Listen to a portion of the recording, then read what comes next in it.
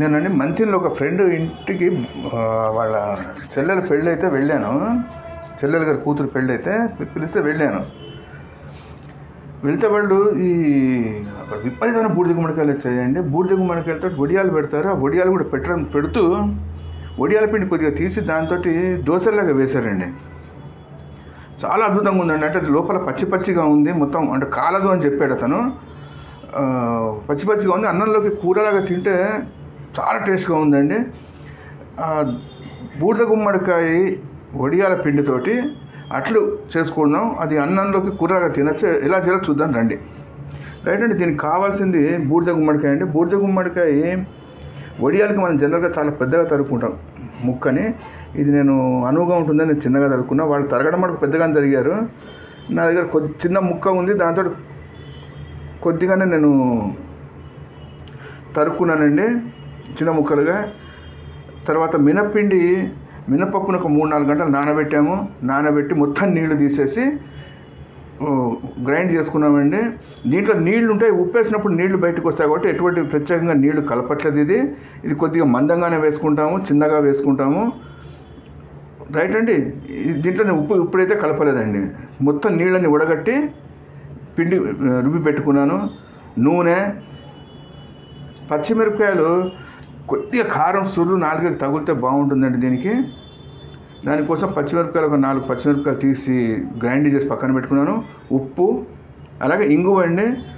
ఇంగువ కొద్దిగా పడాలి. ఇవన్నీ కలిపి మన దోశపిండిలో కలుపుకున్న తర్వాత అట్టు వేసుకుందాం రండి.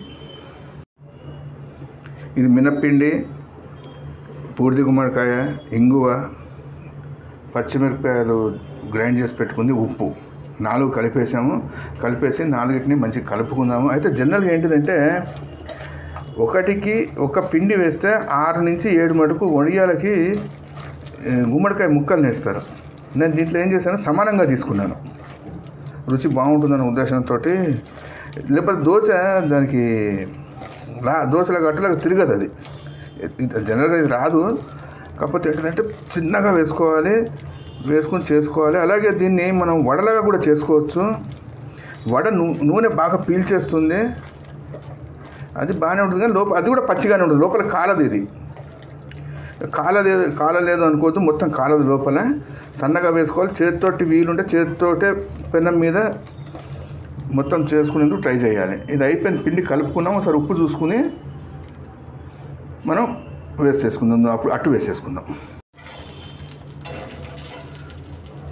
ఇదండి, ఈ విధంగా చిన్నగా వేసుకోండి. మనం వేసుకున్న తర్వాత ఏం చేద్దాము, ఒక 2 నిమిషాలు వదిలిపెట్టేసి తిప్పుకుందాము. ఇది మనం రెండో వైపు తిప్పుకున్నాము. బూడిద గుమ్మడికాయ ముక్కలు ఉన్న వల్ల ఇది రౌండ్గా మనం తిప్పుకోలేము, రౌండ్గా రాదు, షేప్ కరెక్ట్గా రాదు. ఇది ఒకవైపే కాల్చుకున్నాము, రెండో వైపు తిప్పుకున్నాము. రెండో వైపు కాలిన తర్వాత మనం దింపుకొని వేడనన్న తినడం. ఇది మీరు ట్రై చేయండి, ఎలా ఉందో కామెంట్ చేయండి. నేను ఇది మొత్తం అయిన తర్వాత మళ్ళీ మీకు నేను చూపెడతాను.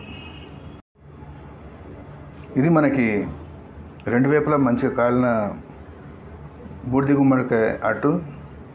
దీన్ని మనం ఇప్పుడు తీసేసుకుందాం. అయిపోయింది, మొత్తం కాలిపోయింది, మొత్తం అయిపోయింది. దీన్ని వేడన్నంలో వేసుకోవడం, తినడమే. మొత్తం అయిన తర్వాత మీకు ఒకసారి నేను మళ్ళీ చూపెడతాను. ఇది మీకు కేవలం భోజనంలోకి, అన్నంలోకి బాగుంటుంది, మామూలుగా తినే స్నాక్ లాగా బాగుండదు. ఇది అన్నంలోకి తినేటువంటి అట్టు. ఇది మనం బూడిద గుమ్మడికాయ వడియాల కోసం పెట్టుకున్న పిండితో చేసుకున్నటువంటి అట్టు. ఇది మీరు చేసుకునే ముందు ఒకసారి వీడియోని షేర్ చేయండి, మా ఛానల్ని సబ్స్క్రైబ్ చేసుకోండి, ఒక లైక్ కొట్టండి. రైట్. ఇది ఇంకో వంటతో మళ్ళీ కలుద్దామండి. థ్యాంక్స్.